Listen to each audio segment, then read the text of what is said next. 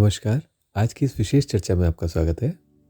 आज का हमारा विषय अत्यंत ही रोचक है, क्योंकि हम सभी इस बात को अनुभव करते हैं कि हमारा मन अत्यंत सक्रिय रहता है और दूसरा सक्रिय रहता है हमारे जीवन में प्राण, श्वास का आवागमन। सांस आती है, सांस जाती है। ये लगातार ये दो चीज़ें हमारे जीवन में चलती रहती हैं और दोनों एक दूसरे से संबंधित हैं। हमने चर्चा करी है पास्ट में प्राण, मन और बिंदु के विषय में।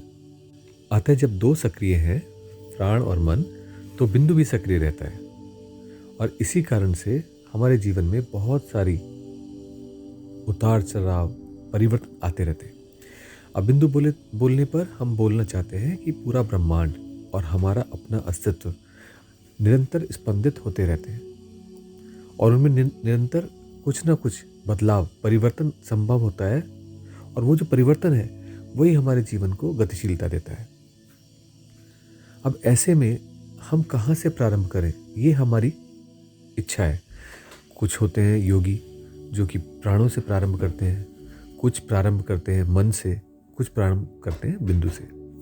और वास्तव में ये हमारे यहाँ का एक परमाणविक सिद्धांत है। आपने सुना होगा इलेक्ट्रॉन, प्रोटॉन, न्यूट्रॉन्स के विषय में, एटम्स के विषय में, परमाणु के विषय में। और फिर आपने सुना होगा कि परमाणु का बम बनाए गए, जैसे जो हिरोशिमा नागासाकी पे गिरा गया जैसा, जिसमें अनंत ऊर्जा की उपलब्धि होती है। तो ऐसे में ये सभी कुछ हमारे जीवन में भी होता है क्या? तो हमारे यहाँ ऋषि मुनि हुए, जैसे कणाद थे, विश्वामित्र थे, उन्होंने खोज करके निकाला। उन्होंने उन पार्टिकल्स को खोजा और जाना कि हमारे जीवन में भी फ्यूजन और फिशन, संलयन और विस्फोट, ये दोनों चीज़ें होती हैं जैसे एटम में होती हैं। और वो क्या कहाँ पर होती हैं?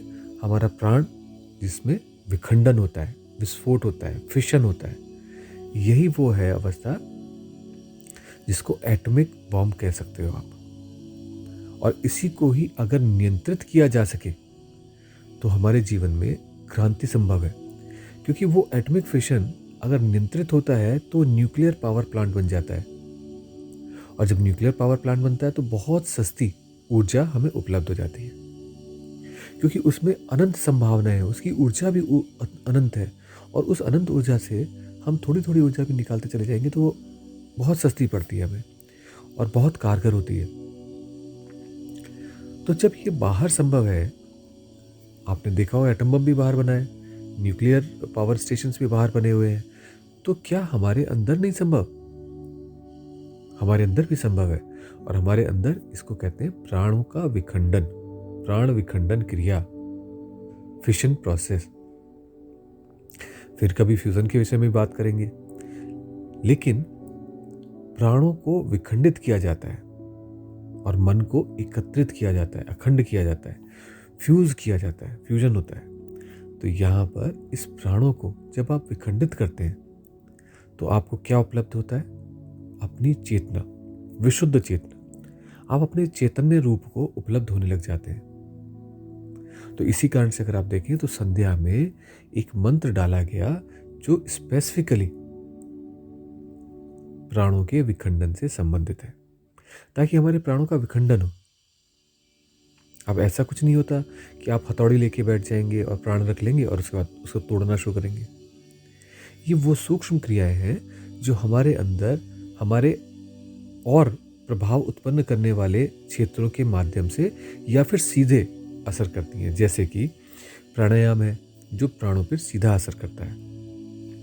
जैसे कि आपके मन की शांति और बिंदु में शांति आपके प्राणों को भी प्रभावित करती है।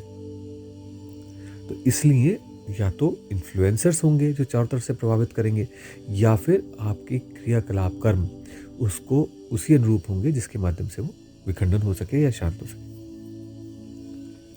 अब ये विखंडन से होगा क्या? हमने कहा चेतना की प्राप्ति होती है। तो इसी कारण से प्राणों को सूर्य या चेतना का सूर्य कहा गया। तो अब ऐसे में हम अगर अपने प्राणों को विखंडित करना चाहते हैं तो ऐसा क्या करें, ऐसा क्या संभव हो जिसके माध्यम से त्वरित हो सके, फास्ट हो सके। तो मंत्रों के माध्यम से हो सकता है, योग के माध्यम से हो सकता है, तंत्र के माध्यम से हो सकता है, और अनेक अनेक विधाएं हैं, आयुर्वेद के माध्यम से हो सकता है, सबके माध्यम से किया जा सकता है। क्योंकि सबका गंतव्य अगर प्राण है, प्राणों का बल हो एकत्रित कर लेना है, जैसा आयुर्वेद करता है, तो अपने आप रोग समाप्त होने से हो जाते हैं, रोग क्षय हो जाते हैं। अगर प्राणों का बल बढ़ जाता है तो व्यक्ति अपने आप में सामर्थ्यवान बन जाता है, उसका आत्मविश्वास बहुत अधिक बढ़ जाता है, उसकी चेतना एक अन्य स्तर पे होती है, जिसे साक्षी भाव कहते हैं।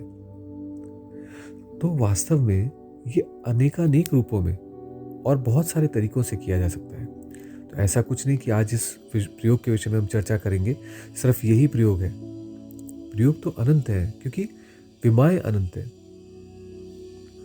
तो सिर्फ समझने की बात यह है कि हमारे जीवन में जो 3 मूल बिंदु हैं, उनमें से अगर प्राणों को प्रभावित किया जाए, प्राणों को सशक्त किया जाए, प्राणों को भर लिया जाए अपने अंदर, तो वास्तव में हम अपने जीवन का आनंद उपभोग कर सकते हैं। हम उस चेतना के स्तर पर हो सकते हैं जहाँ संवेदनाओं के माध्यम से हम छोटी छोटी घटनाएं क्रम इस पूरे ब्रह्मांड में जो घट रहा है उस सब कुछ को समझ सकते हैं और उसको प्रभावित कर सकते हैं। लेकिन इस सब कुछ के लिए जो प्रारंभ है वो तो मात्र प्राणों से ही है। तो अब प्राणों से अगर प्रारंभ है, और हमने कहा प्राणायाम से भी कर सकते हैं, तो क्या प्राणायाम की एक ऐसी विधा भी है जिसके माध्यम से हम प्राणों, मन और बिंदु को भी प्रभावित कर सकते हो? तो अवश्य है, लेकिन उसका प्रारंभ प्राणों से ही है। और ऐसे में ये एक अत्यंत सरल, सहज और सुकर प्रयोग होना चाहिए, जिसके माध्यम से इन तीनों का प्रभावित होना संभव हो। तो सबसे पहले प्राणों से अगर हम प्रारंभ करते हैं तो हमें सांस को, अपनी श्वास प्रश्वास को एक नियत गति, एक नियत प्रकार से चलाना होगा। तो पहला स्टेप तो हुआ श्वासों प्रश्वासों को अपनी आयाम देना, और इसी को कहते हैं, इसको आयाम देने का अर्थ क्या हुआ? प्राणों को आयाम देना। दूसरा स्टेप, हमारी शरीर में जो नसें नाड़ियां हैं उनके माध्यम से, जो हमारे तत्व हैं उनके माध्यम से प्राणों को बलवान करना। और वो कैसे बलवान हो सकते हैं? अगर हमारे शरीर के पृथ्वी, जल और अग्नि, इन तीनों चीज़ों को अगर आप मिला लें तो आप देखेंगे सारे जीवन का जो भी हम भोजन बनाते हैं अपने आप को ताकत देने के लिए, या जो भी दवाइयाँ बनाते हैं, वो सभी कुछ इन 3 चीज़ों से मिलके बनते हैं। या तो पृथ्वी का अर्थ हुआ हर्ब्स, जड़ी बूटियाँ, पानी और अग्नि, ये दोनों मिलकर के आप देखते हैं खाना कुछ भी बनाइए, कुछ भी काम करिए, आप कूटिए उस शर्ब को या हर्ब को, या आप उसको जो है चूरा करके फिर उसको मिला करके रखिए, उसे पानी के साथ फाँकिए, जो मर्जी करिए। या खाने में आप खीर बनाइए, आप सब्जी बनाइए, सब में आपको 3 चीज़ों की आवश्यकता पड़ती है। और ये तीनों चीज़ों से जब वो पेय पदार्थ या पक्व पदार्थ या खाना जब बन जाता है, भोजन बन जाता है, तो उसको जब आप ग्रहण करते हैं तो आपको अत्यंत शक्ति का अनुभव होता है, आपकी बैटरी पुनः रिचार्ज हो जाती है। तो क्या ऐसा भी संभव है कि हम पृथ्वी, अग्नि और जल, इन तीनों को, तत्वों को अपने अंदर, शरीर के अंदर ही, बगैर शरीर के बाहर से पोषण लिए भी पोषित कर सकते हो? तो अवश्य है। तो दूसरी स्टेज हुई प्राणों के आयाम के अलावा, जिसमें हम अपने तात्विक लेवल पर अपने अंदर प्राणों को स्ट्रॉन्ग करें। और तीसरा लेवल कि हम अपने पद्म शरीर को झंकृत कर सकें, उसमें कुछ विशेष नाड़ियों के अंदर ऊपर नीचे गति करें। और जब वो गति करें तो होगा क्या? ऐसा कुछ हो कि हम सुषुम्ना में प्रवेश कर सकें। अब इसका अर्थ क्या हुआ, इसको भी थोड़ा सा स्पष्ट रूप से समझ लेते हैं। अर्थात हम ईड़ा और पिंगला दोनों को यूज करें। ऐसा समझिए जैसे कि रस्सी को जो है आप घिस रहे हैं, पहले एक बार दूसरी तरफ करते हैं, फिर पहली तरफ करते हैं, यानी कि ऐसा समझिए जैसे मक्खन बिलोया जाता है, तो पहले एक हाथ से खींचते हैं रस्सी को, फिर दूसरे हाथ से खींचते हैं, ऐसे खींचते जाते हैं तो हमारे अंदर मक्खन बिलोना शुरू हो जाता है। और उसमें से, जिसमें हमें दिख रहा था कि कोई ऐसा मक्खन था ही नहीं कहीं पर भी दूध में, वो मक्खन निकल के आ जाता है। तो क्या हमारे अंदर वो प्राण तत्व जागृत नहीं हो पाएगा? अवश्य हो पाएगा, और बहुत सरल रूप से हो पाएगा। इस छोटे से प्रयोग से भी आप उसको प्रयास कर सकते हैं, अनुभव कर सकते हैं, और इसी का निरंतर प्रयास करके आप उसको अवस्था को अनुभव कर सकते हैं कि ऐसा हुआ। और जिस समय मक्खन निकलना अलग शुरू हो जाता है तो एक जो भाव उत्पन्न होता है उसे कहते हैं साक्षी। लेकिन अभी हम उतनी यात्रा पे नहीं जाते। आज की चर्चा के लिए हमारी आवश्यक है कि हम उस बेबी स्टेप को ले सके, जिसके माध्यम से हम उसे समझ सके, उस अवस्था को थोड़ा थोड़ा अनुभव करना शुरू करें कुनकुने रूप में। तो आपको करना क्या है, आप उसको भी करके देखते हैं एक बार।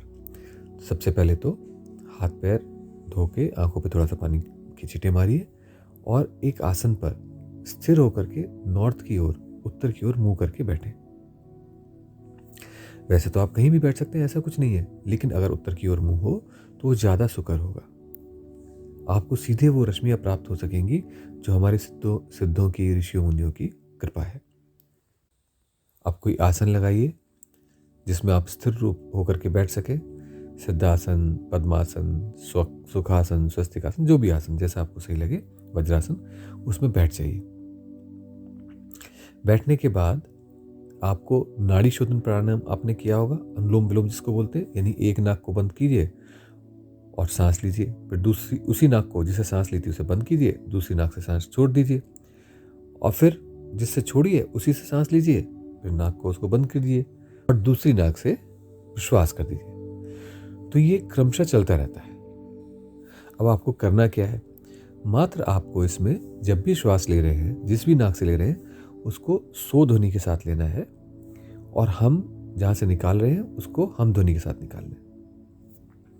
इसे करने में आपको कोई कष्ट नहीं होना चाहिए, सरलता से किया जा सकता है।